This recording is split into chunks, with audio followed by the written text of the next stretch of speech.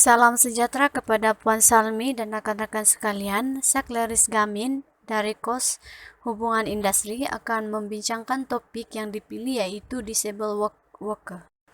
Baiklah, masuk kepada pengenalan yaitu Disabled Workers, di mana pekerja kurang upaya ialah seorang yang memiliki prospek untuk mendapatkan, mengekalkan, dan memajukan diri dalam pekerjaan namun terhalang disebabkan kekurangan fisikal atau mental atau yang diiktiraf dengan sewajarnya.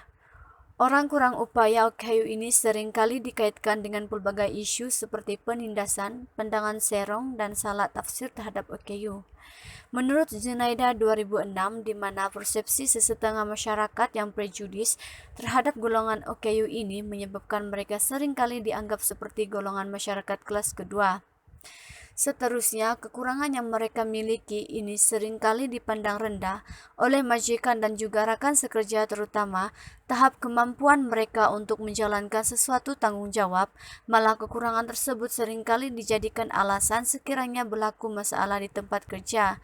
Ini adalah menurut Stone dan Swatzky 1980. Seterusnya, kehidupan manusia hari ini berteraskan pendapatan dan ia diperoleh melalui pekerjaan.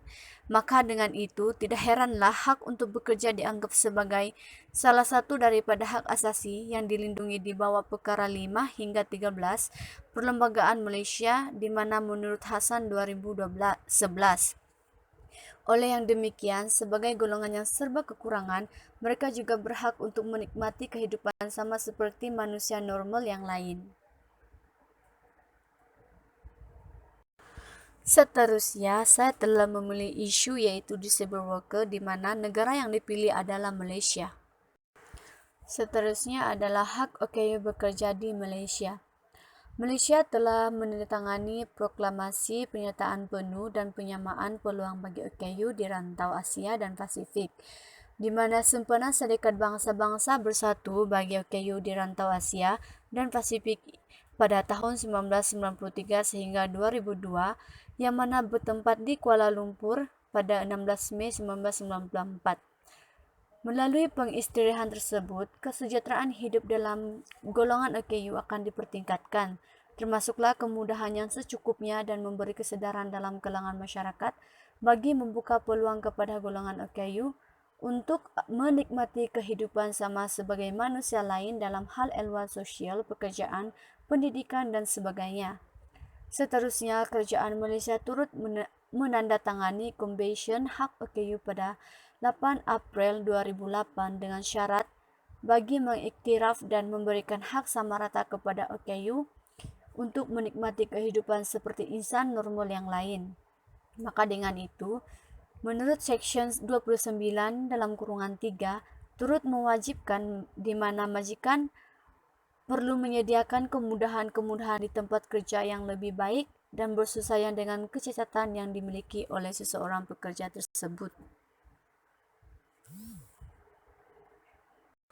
Seterusnya masuk kepada pendekatan kajian literatur, di mana menurut Ahmad 2015, keperluan OKU di tempat kerja dianggap tidak lengkap dan tidak selamat bagi menjalankan kerja apabila kemudahan-kemudahan yang sempurna untuk mereka tidak disediakan.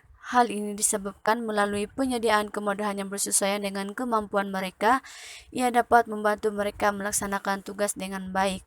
Seterusnya menurut Tiun et al. 2011, yang mana telah menyatakan bahwa seandainya seseorang OKU diberi peluang bekerja, kebanyakan OKU mampu untuk melakukan kerja dan produktif seperti pekerja yang lain. Akhir sekali, menurut Oliver 1990 dan Draper et al. 2010, yang mana telah menunjukkan situasi pekerja kurang upaya ini telah dipinggirkan dalam pelbagai aspek, yaitu kemudahan pendidikan, akses kepada kemudahan dalam bangunan, kemudahan pengangkutan, dan halangan untuk mendapatkan pekerjaan. Seterusnya masuk kepada amalan perlindungan hak OKU di tempat kerja, di mana setiap orang berhak untuk mendapat upah setara dengan kerja yang dilakukan, dan ia juga menjadi salah satu daripada hak asasi manusia. Maksudnya, setiap orang tidak boleh dinafikan haknya untuk mendapat upah yang setara dengan kerja yang dilakukan. Misalnya, ini berlaku di sektor swasta, yang mana majikan mementingkan prestasi sasaran kerja yang dicapai dan sekiranya sasaran kerja tercapai, maka tinggilah bonus mereka dan sekiranya rendah pencapaiannya, maka rendahlah bonus yang diterima. Oleh itu, majikan hendaklah melindungi hak orang kurang upaya atas asas kesetaraan dengan orang kurang upaya bagi mendapatkan suasana kerja yang adil dan baik, termasuk peluang sama rata dan saraan sama rata bagi kerja yang sama nilainya. Kesimpulannya di sini adalah pekerja kurang upaya yang akan masuk ke dunia pekerjaan perlu mempersiapkan diri dengan kemahiran yang setanding dengan pekerja bukan kurang upaya. Maka dengan itu, sikap OKU turut perlu berubah. Tiada gunanya wujud undang-undang dan dasar-dasar kerajaan yang terbaik jika mereka masih bersikap pemalu dan rendah diri. Dengan itu, mereka perlu mengubah sikap lama kepada sikap baru yang lebih proaktif, terutama dalam hal ehwal berkaitan dengan hak mereka. Maka dengan itu, mereka juga tidak perlu menggunakan alasan kekurangan yang dimiliki sebagai penghalang untuk memajukan diri mereka sendiri. Baiklah, ini saja pembentangan saya pada hari ini. Terima kasih.